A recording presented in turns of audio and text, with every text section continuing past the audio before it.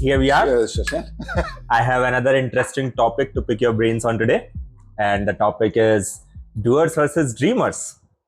So, over this Nice. weekend, again, I connect with people, many of the people who had been looking forward to change their roles. There's been a lot of people who are looking forward to start their startups. They have such great vision, dreams in mind, but they're not putting any action to it. And I also met some of the friends who are constantly just following the orders from the top, doing it, killing in that game. But I have no idea where they are going to. Yeah. So I said, actually, all of us probably have these two type of personalities inside us, right? The doer, go get it done personality versus the dreamer who wants to see the bigger picture, who wants to have aspirations and then work towards it. So as long as there is a striking balance, that you have a dream, you're working towards it, I believe success keeps coming on. A lot of good things keep happening. The work keeps progressing. But if either of the personality becomes Harvey, that's where I think people get stuck at a place, either in a dream or in just doing the constant labor work. So in today's discussion, I thought that I'll pick your brain. I can guess the topic now. Yes. And try to understand more from the decision-making point of view as well, because at what time do you take a decision that, I have to bring my A game with respect to going and taking this task, getting it done? Versus when do I take the decision that, I need to take a pause, reflect, and think about the bigger picture? Also, hopefully in our discussion, we'll also uncover at certain stage of time, if you're feeling that one or the other personality is getting heavy on you, how do you make that call that, this is where I have to take a pause, have to strike the balance again? So these are some of the things I'm looking forward to uncover in this discussion. But let's start by just hearing from you. What do you think about this topic itself? Yeah, it's a wonderful topic. I mean, you don't stop to amaze me with the very, very interesting topics you come up with. So we are talking about action orientation or doing versus, let's say dreaming up or envisioning something. That's what I sense, which I think is a very relevant one. I can make the podcast very crisp by saying I don't know. That would be an interesting start. I don't know, but it's a good topic. Let's dwell on it for a while, and let's see if we can exchange some notes here. Yeah. So before we go deeper into the topic of how you handle it, where you go with these types or sides of personalities or your moment in life, I think it's important for us to get some clarity on what doing means and what dreaming means, right? And we'll use these two terms for now, dreaming and doing. So dreaming typically is related to imagining a future state. That's possibly the easiest and shortest definition in the context of what we are talking. You are imagining a future state, either with your career or with your life or with the decision you shall take, right? So you're gaming it. You're running a game theory in your mind. Doing, on the other hand, is motor skill dependent. It is about getting a tangible output. Now, where it becomes a very complex dichotomous topic is it either or topic or is it a sequential topic? Yes. Likely it is a sequential topic, but that doesn't rule out your fundamental question that there will still be individuals who would be predisposed to doing, and then there'll be individuals who will be predisposed to dreaming. And we have enough examples in mythology, in industrial history, even human civilizational history and all of that, and we'll touch on some of those. But it's a wonderful topic, as I said. Let's see if there are specific dimensions you do want to get into. But if you give me a few minutes to just dwell on this for a little bit more fundamentally, I think at the end of the day, Shashin, you, your friends, me, my friends, our predecessors, whoever, would have touched on either of these things at different parts in their journey. For sure. Again, to my favorite topic, it's because how the brain operates.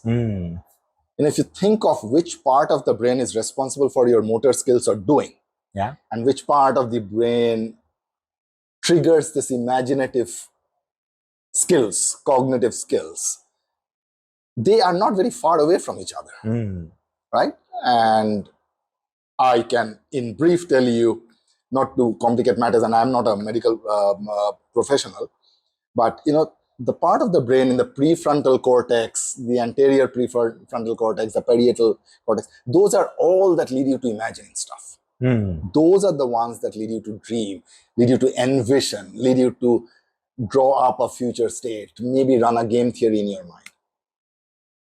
The part of the brain that is responsible for you to do stuff, get some tangible output, are very close by. It's like I think it's called the frontal lobe, the motor cortex, and all of that. Got it. Right? If you talk to a medical friend in medical profession, he or she will tell you better. That's not the point I'm trying to make. I'm trying to make 2 points here. One, that these lobes are very close to each other, so you will switch. But there's one culprit. It's called VS. I think it sits somewhere inside the brain, a small little portion. It's possibly called ventral striatum or something. Okay. That is the culprit. Because when you are switching between dreaming and doing, at some point, even in your career, you can reflect back, you will start doing a trade-off analysis. Should I do? Should I continue dreaming? Yeah. Or you are doing, should I stop doing? I'm getting tired and start dreaming. There's some anticipation. Yes. VS is responsible for that. And that, in my mind, is the switch. Okay. Right? So every individual goes through all of this. You go through it sequentially or you go through it in different phases. It also depends on how your brain wants to operate at that point. Does it want to conserve energy? Does it want to conserve physical energy? You make choices. Yeah. Interesting. In fact, as you are mentioning, I'll make sure that in our future podcast, we do call someone from the medical profession. This is very interesting how you're connecting, because I remember I began this podcast sharing with you that each one has both these personalities, and it makes sense, right? It's all there in your brain, and from there you're getting one or the other prompts, which is making you do things. And the switch that you also mentioned, VS, probably that at some point of time, like any other switch, might be malfunctioning, because of which, you are in a particular zone and you cannot switch back. And that is what we are looking forward to uncover. But let's just bring it a little bit more context in the working space itself. And we have a lot of examples around us, primarily in the industry, in sports, etc. Why don't we just try to first identify any examples that you could think of who resemble a strong doer versus who resemble strong dreamer? Anyone who immediately comes into your mind for both these categories? From the industry? Industry, anywhere, or any example which you feel people can easily relate to.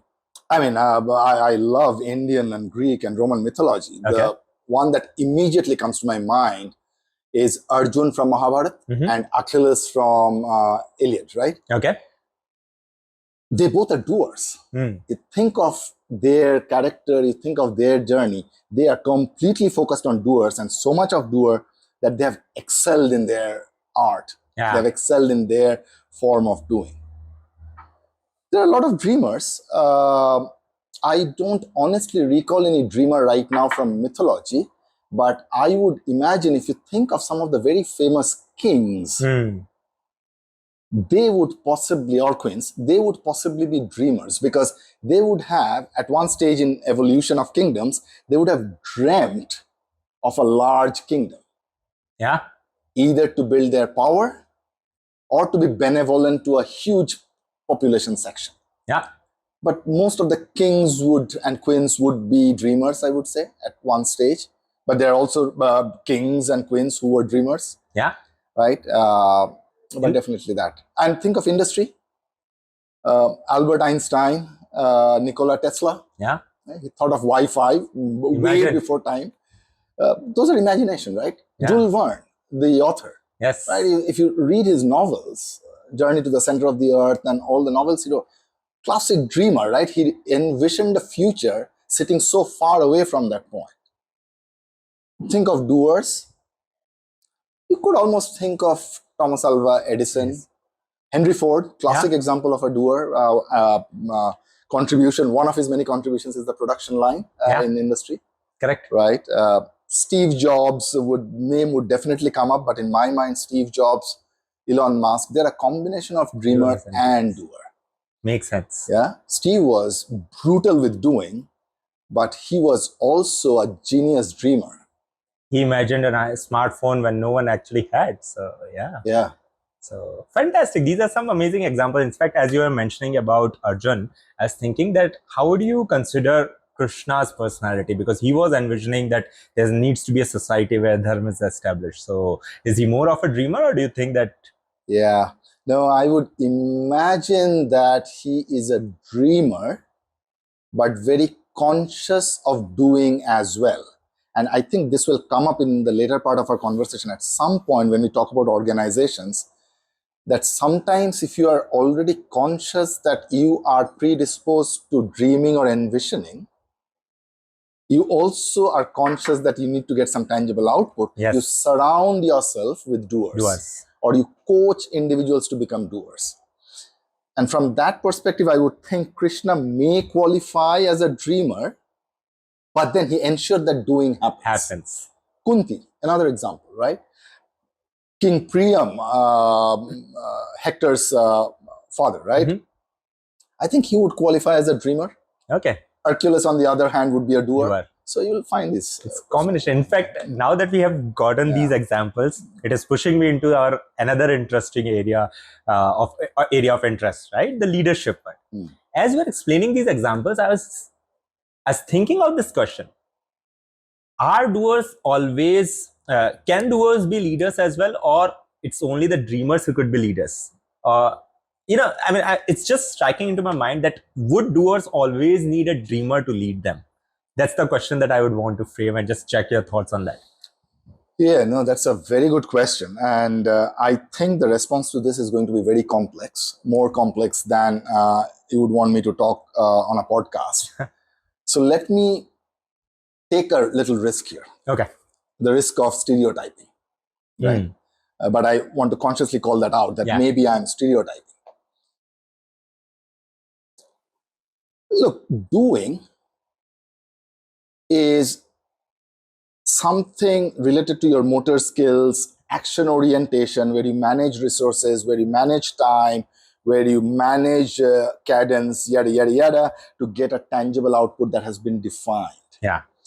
In a way, you could almost generalize and say doing is more management focused. You're managing something. Yeah. Dreaming, on the other hand, is possibly painting or imagining a future state. Now, that could be incremental from where we are. It could also be challenging the status quo. Yeah. In my mind, I would generalize that as leadership. So I'm almost getting into this gray zone or a debatable zone of what is the difference between leadership and management. Yeah. At some point, it becomes a little blurred. So let me summarize by saying dreamers would possibly be a tendency you would want to see in leadership. Doers will also be in a zone of control and influence, if I may put it that way. Yeah. But they would possibly succeed more if they're more focused on management skills than leadership skills, both of which are extremely important to run an organization. Makes sense. I would put it that way. But having said that, I have had the privilege of working with leaders who are tremendously good dreamers, and I can also recall a few who were tremendously good doers. What made them very good in their roles is not whether they were doers or dreamers. What made them good is that they were conscious about their choices and they were self-aware. This point is very, very crucial, Shubhajit. Yeah, you should be aware at which stage you are, right? And then the dreaming stage, the doing stage, and then making the conscious decisions. Because as you were explaining about this, which by the way is amazing the way you put it in words, as I was thinking that if we have to go towards the other side, let's say if you see that there is a person or any first-time leader, this is probably a question from them, that they know that they have a very strong dreaming capability or envisioning things versus doing capabilities.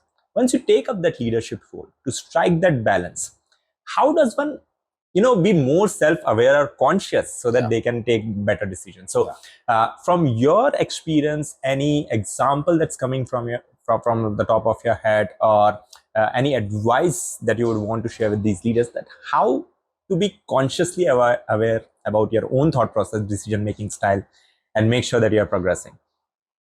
Yeah, sure. I mean, I can reflect on my journey and summarize maybe 3-4 points to keep it brief. One is, Shashin, and you have heard this from me several times. I'm going to start with that. Identify your strength and play to your strength. It is okay to stretch. It is okay to test out zones of discomfort, but never give up your strength. So first, if you have decided that you are predisposed to dreaming or you are predisposed to doer, make sure you have really done a thorough job of getting to that conclusion. And that leads me to the second point. How would you get to that identification of strength? Yes. It is through self-awareness. Now, self-awareness doesn't come only through self-reflection. Self-awareness is the outcome you want. It comes through your self-reflection. It comes through feedback from your mentors, coaches, maybe your partner, maybe your relations, right? Friends, confidants. Take this feedback. It comes from a good analysis, a very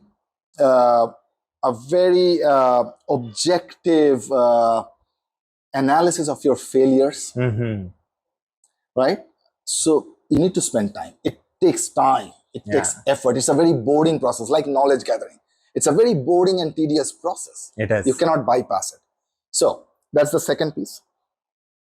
The third piece is essentially to make sure you keep your mind open for collaboration. Which means you are now going to consciously go mingle with or attract the opposites. If you figure out you are a dreamer, mingle with the doers, because what you want to achieve will be together. If you are a doer, go find a dreamer. It has helped me immensely, to be honest, in my career. Whenever I was stuck, and I was more stuck in my younger days than now, because that's when you are at a stage you are still evolving in your self-awareness, and some amount of ego comes on your face and you're like too conscious. So you are not that really collaborative, if I may put it that way. Correct. But then there comes a point when you actually go and say, hey, Shashin, I think in this particular context, I am a good dreamer or I'm a good doer. But I see you bringing this. Can we collaborate? Correct. Can we work together? If not, can you be my advisor? Can you be my conscience checker? Nice. So attract the opposite. And the last point is put an effort to balance. You will never strike the balance. Never, ever. But that effort towards striking the balance is very important. So to summarize, always play to your strength. Be self-aware. Drive self-awareness. Attract the opposites with a collaborative mindset. And always be conscious that even if it sounds an utopic journey, strike the balance. Strike the balance. Wow. You've actually answered some of the questions which I was about to ask you subsequently as the topic is building up. But this is amazing, the 4 pointers that you have mentioned, Prabjeet. Because, as I started our podcast sharing that I see a lot of my friends stuck in a particular space. Let's say they're either constantly doing things as per the orders which is coming from the top. I'm talking in the corporate setting. Or say, for example, they are constantly daydreaming that my life would be so amazing if X, Y, Z happens. But they are not able to get out of that rut. Now, as you have spoken, that someone has to make a conscious effort to understand, be self-aware where they are, take feedbacks, listen to the people who are sharing their feedbacks with them. And I really love the idea where you mentioned you have to find a group of opposite. Say if you are finding yourself in constant dreaming space, be in a group of people, try to be in a group of people who are doing things, because then you would see the other perspective. It is something that I'm going to definitely pass on to those friends because they really need it. But it also brings me to 2 important questions. And here probably it would be more like a coaching thing that I would want for some of these friends of mine or some of the people from audience. 2 things. One, when you are constantly in that space, either of too much doing, too much overthinking, dreaming, it kind of creates a delusional environment where you aren't able to take the feedback at all. People might be coming to you, sharing with you that you are overdoing it, you have better talent and skills, you need to take that jump, but then they just would not be able to muster the energy. So first thing is that how do you go and identify or rather be open to taking feedback. That's number one. Second thing, it's easy to say that, this group is doer, this group is dreamer. But if you honestly have to identify whether this is a doer or a dreamer, what are some of the key characteristics that you would identify in a doer or a dreamer? So 2 questions. Yeah. One, how to take the feedbacks, how to be open to feedback when you're stuck in that constant race. Secondly, how do you identify a doer or dreamer? Yeah. Okay. Start with the first question. How do you stay open to feedback, right? And that's possibly another topic, another day, because that itself is a very big topic. But let me just pick a few pieces from the ongoing conversation. I noticed you used a couple of expressions, and I'm just trying to think of the audience. What does that mean, or how is that coming across? One is, you said they're stuck. Yeah. And I'm saying you because we are conversing. It's not that you are making that statement for the first time. I am aware of what you're talking. Yes. There's this feeling of I am stuck. There's another thing, in a rut. I can move on. Yeah. I want to move. Yes. What that means is the person is not really struggling between a choice of doing versus dreaming. Okay. To me, it means that person is already on this wonderful journey of developing self-awareness. It's just that it is in the initial phases. There are always birth pangs, right? Teething problems. Yes. So it feels uncomfortable. It feels painful. Because both these things immediately pop words like judgmental, procrastination to me. Yeah. Now, those sound very negative, but a culmination of those to me means that this person has already started a journey of self-awareness. I would say let the person carry on. It's a boring process. It's a tedious process. All you can do as a friend, all I can do as a friend or a colleague, if not, is just to help the person not deviate, digress because of tiredness or getting overwhelmed or getting bored. Yeah. And we do that to each other. That to me is caring for each other. Now, if you are on this journey of self-awareness, there will come a time when you will realize, maybe through small successes, micro successes, that, I couldn't have done this if Shashin didn't tell me this. Maybe I should go and thank Shashin. The first time I come to thank you, I have literally opened myself up for feedback. And that is a very personal journey. Makes sense. Person has to go through it. There is actually no bypassing that. The second and the last point I'll say is a little bit philosophical, but I like to share it because I use it myself in my life, is you have to lead your life based on trust. You have to trust yourself. You have to trust people around you. You have to trust destiny if you want. Yeah. Bottom line, you have to trust life. That if I fall, life is not so harsh. There will be someone somewhere who will catch me. You have to believe in something. And the best thing to believe in is believe in life. If I give you 5 feedback, Shashin, what you do with the feedback is up to you. Yeah. But if you believe in life, you will not be focused on the constructive or the negative tonality of any feedback. Yeah. You would be focused on the fact that, oh my goodness, this guy really cares about me, so he's investing time in. Yeah. So believe in life and go through the journey. These are the 2 things. Got it. About feedback. Does that address what was on your mind? Yeah. That helps, because what you mentioned essentially is that, we keep talking about leap of faith. Yes. Yes. And people do understand, even these friends whom I was talking to you about, they have an awareness that we are stuck. So at least they are already in that stage, like you mentioned, they are in that journey. Yes. It's only about now taking that leap of faith on the people whom they are trusting. And it's probably about that one sliding door moment, which they happen, like you mentioned. If someone gives them certain advice, they work on it, they see a difference, they'll go and thank. All that they need is a moment like this. And then, of course, I believe this whole leap of faith manifestation, it multiplies further as you start getting into that domain. The more you believe, the more you see it coming. So, I think that they definitely address. So having the sliding door moment isn't easy, but once you have it, as long as you know that life is there, belief in life, one sliding door moment is all you need, and then you are going to be on that path. So that helps. Thank you. But remember that the door will not slide open itself. Yeah, of course. You have to put in conscious effort. Yes. To at some point, open the door, pick up the phone. The moment you pick up the phone and thank the person, you have just opened up the next part of your journey. Exactly. Because you are now humble, you are now better, you are now acting on stuff, you are more mature now because you now know how to choose what to act on now and what not to act on. Correct. No, I think that's fantastic. In fact, it actually makes way for the second question so well, because sometimes even if you do not have the courage to pick that phone up, if only you can identify that, I am a big time dreamer, I need to be in a group of doers.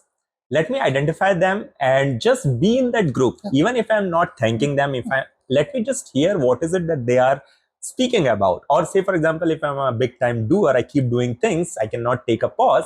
Let me go and understand what is it that these dreamers are talking about. So very well making the way into how do you identify? Can I just make one more statement? Sure. Sorry for cutting you off there, because there's a very related one on this feedback.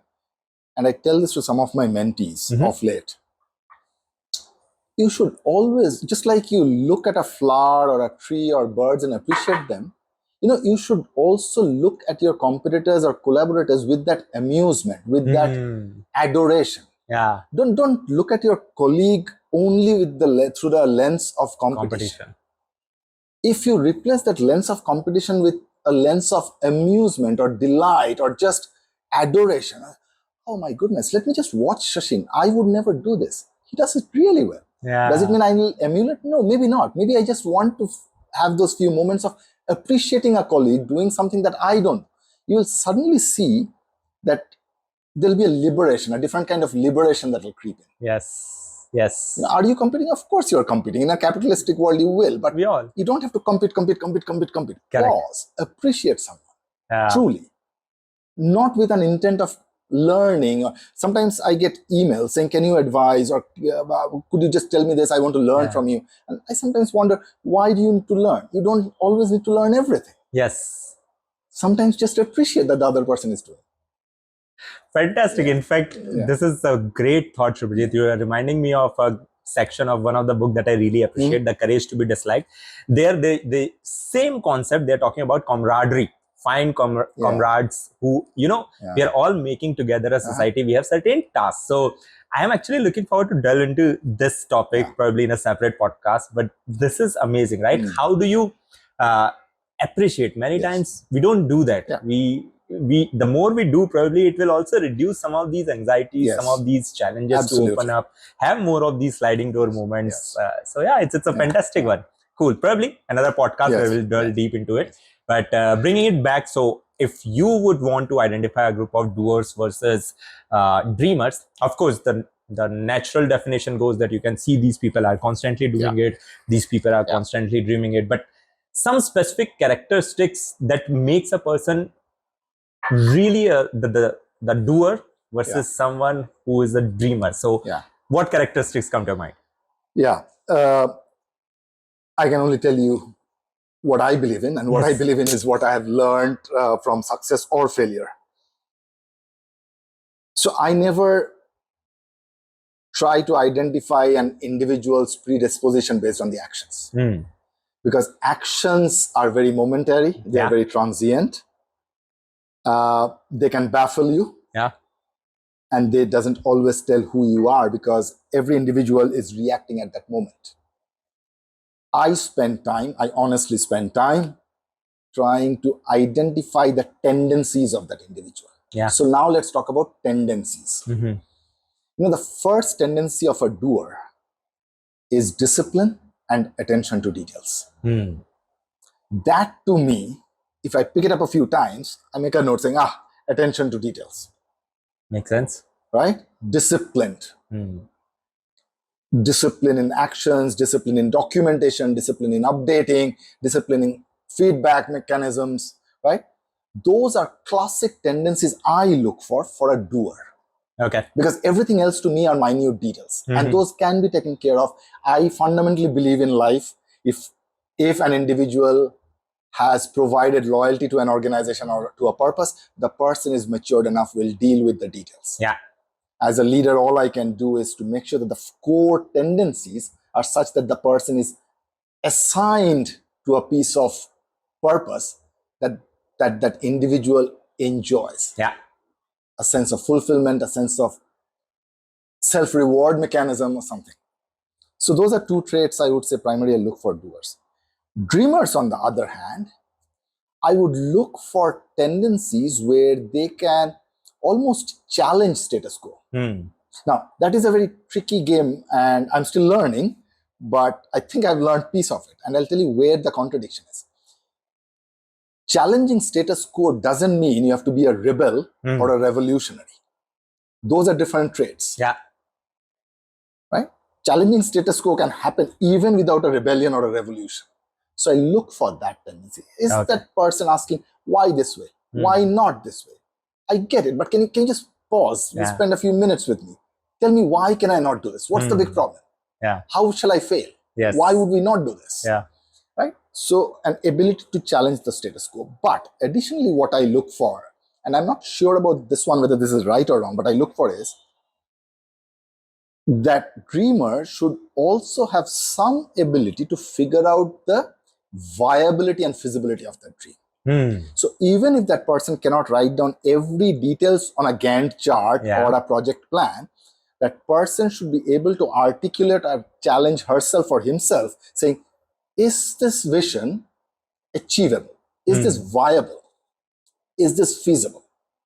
Got it. And that is important because if the person doesn't have that tendency, then the person is most likely hallucinating. And hallucination doesn't necessarily help in a corporation or a company setup. Correct. No, I like the way you have portrayed it more as tendency instead of specific characteristics. Because truly, if you're meeting a person once or twice, you can see characteristics, but they might not be the real tendency of that particular individual. You spend some time with them, you work with them, or even if you have known them for a certain period of time, then you see a pattern, a tendency of doing it. And that is probably going to show a lot more truer nature, that whether this person is more of a doer or whether this person is more of a dreamer. And as you were speaking, I was trying to think about myself too, that on which scale do I lie? And at this point, I think I am self-aware and self-conscious. I'm happy to take your feedback, but I feel that I've got a mix of both. When I look forward to having certain dreams, I have this tendency of continuously figuring out what more can be done in this space, but I do not be in that space. If I have certain dreams, I will go ahead, speak to a lot of doers. As soon as I get a support in doing that, I will go ahead and execute. So I am someone who is constantly dreaming as well as constantly looking out for the group of doers with whom I can make that dream a reality. So that's something that I'm thinking about myself. Hopefully, I'm on the right path. What you said is essentially everyone. Yeah. What you, however, said is, connects back to what we discussed a few minutes back, that you have to be conscious at which point in the journey, which role would you have to take? Yes. And that journey is not necessarily your life's journey or career's journey. Yeah. It can be a project journey. It can be 3 projects. Yeah. Maybe in 2 projects, you need to be a doer. And in the 3rd project, you need to be a dreamer. So striking that balance is very important.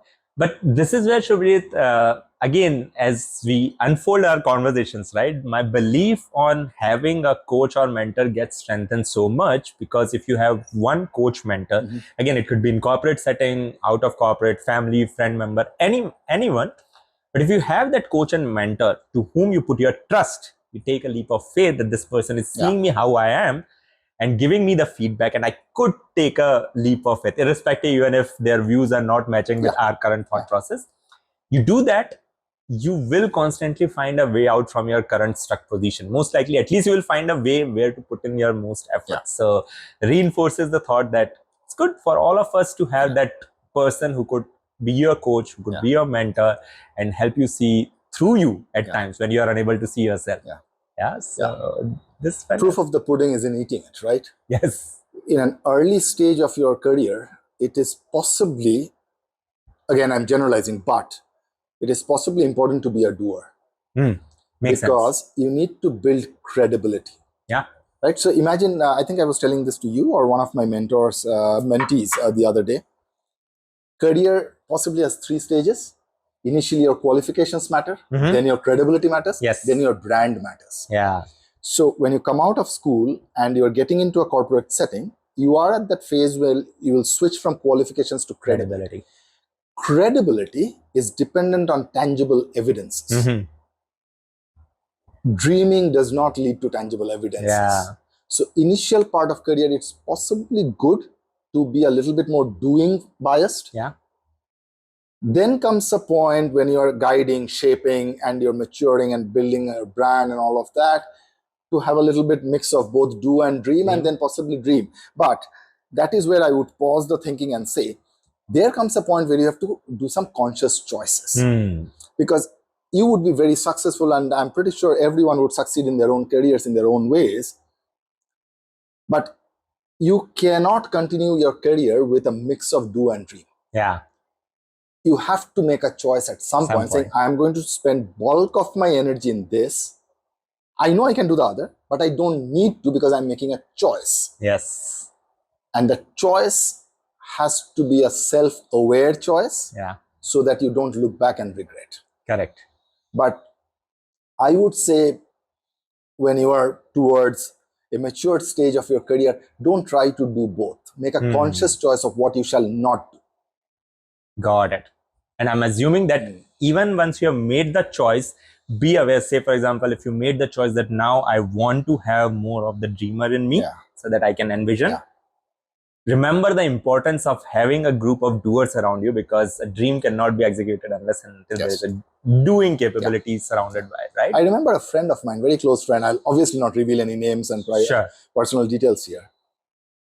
So before I get there, let me tell the comfortable piece first. Okay. I have a lot of friends who have made conscious choices that they are doers. Okay. And have become wonderful managers. Okay. Some doing very well in operations research. Right? I also have friends who made conscious choices that they're predisposed to dreaming, and quite a few of them have become very senior professors. Some of them have become leaders. They're very well revered. I sometimes look at them and learn from them. My goodness, I would have never figured this out in a classroom, right? When we were friends and doing our own stuff. But on the other hand, where I was trying to get at is, I can recall one friend where I had a long conversation and several conversations with her when she was trying to make some choices at crossroads. And I kept on telling her that, and we are friends, we are school friends, right? So you can be very open with each other when you know each other from 5-6 years of your age. Correct. You are a doer. Either keep doing what you're doing or get into management. But please don't get into so-and-so role, which is a leadership role. Let's not call it out. She didn't think that was a good idea, because, there's some glitz and glamour that certain parts of our brain are associated with. Yeah. She did that for 6 or 8 months. And then again, we started having long conversations, this time, how miserable her job is. Yeah. Right? And she didn't have a comeback path from there. So she had to leave the company and then find another job, where then eventually she moved on to doing a management role, and she's doing all right there. So, you have to make those conscious choices and self-aware. And she's very smart. I don't think she wasn't self-aware. She was self-aware. It's just that she gave that up in lieu of certain superficial glitz and glamour of that designation. Yeah, no, this is where I was referring to that, I was sharing with you that there is a delusion thing sometimes, the environment, where we end up feeling that, either the decision that we are taking, it's fine, even though I have the self-awareness, but I want to try it out. I will go ahead and do that, and you're probably not listening to some of the feedbacks that are coming your way. So it happens. I can totally understand. I have one flash thought here. Okay. Let's say you are leading an organization, Shashin, right? So when you're leading an organization, it's one part to know who you are. That you will do. I'm sure you are a smart individual. You'll figure out what your predisposition is. But then you will surround yourself with the other kind as well as your kind too. Yes. Right? If you are a dreamer, don't surround yourself only with doers. You need dreamers as well who would question your dreams, your vision, who would possibly be in your succession plan. Doers can also be in your succession plan. So be very conscious about that. But I think in an organizational setting, you have to triangulate between three things. There has to be a production or productivity related piece in an organization. Yeah. Which is very, very doing focused. There has to be an innovation focus in an organization, which has to be largely dreaming focused. Yes. And then there has to be a culture in an organization, which you shall drive as a leader. Yeah. And that culture will make sure that there is an optimal balance between innovation and production. Or productivity rather. Yeah. So this has helped me. So I thought I'll just share it with you and the audience, that whenever you're thinking of a leadership role, mostly, or a management role, I'm sure it's transferable, think of this triangulation. Yeah. Culture that you are responsible and accountable for, productivity, success of which you owe to the organization, innovation, success of which you owe to the organization. Yes. And that's the doer and dreaming. Correct. And you hold the balance. Perfect. No, I think this is a great thought to summarize, how do you want to go ahead and take some of these make some of these choices in a corporate setting, especially when you are becoming a leader. Now, this has been a fantastic conversation, Shubhajit. I know that this topic is of interest. There are so many parameters that we can go ahead and explore probably in the next podcast or so, but I'm pretty sure that this conversation will help many of my friends, many of the audience who are listening to this podcast, that at what stage they are currently in. And is there a moment where they would want to go ahead, take some of those feedbacks? Are they due for making a choice, for striking that balance? And a lot many interesting thoughts. So thank you so much for sharing all these. You're welcome. I mean, as a parting note, I would just tell your friends that as they look at their career through its different lenses, one of my learning has been, do not focus on the slope of the curve. Never focus on the slope of the curve. Focus on the area under the curve. What you want to do for a successful career, or a career that you would look back with relish, you would like to maximize the area under the curve. You don't need to necessarily maximize the slope. That would be my parting suggestion to your friends. Thank you so much, Shubhajit. It's been a pleasure. Pleasure. Yeah. Thank you. Thank you.